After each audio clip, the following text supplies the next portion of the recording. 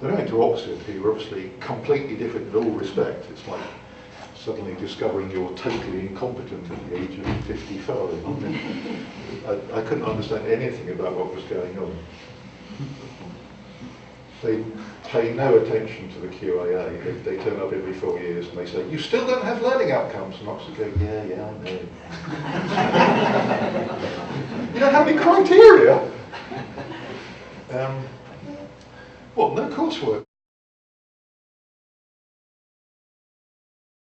They've just ignored everything the QA have asked them to do, and they get away with it partly because their National Student Survey schools are the same as the Open Universities. They get fantastically good responses on assessment and feedback and engagement and those kind of things. And so the real question is, are the QAA's rules right here? Because if you break all the rules and it still works well, I think such good rules.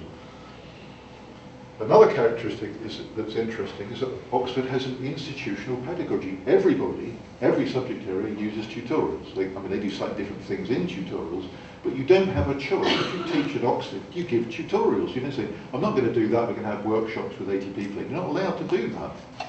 I want to have 8 assignments and mark them. Can't do that, it's exams at the end. The tutorials are formative only. You can ask students to write essays if you want to.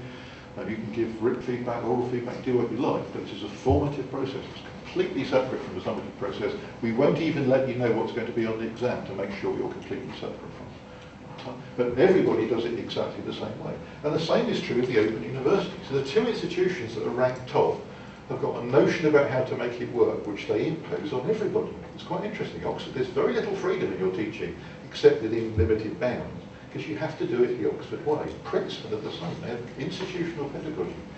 And it's not so much the details of it, but they've got these notions that they're not going to be soft on about how it's supposed to be done.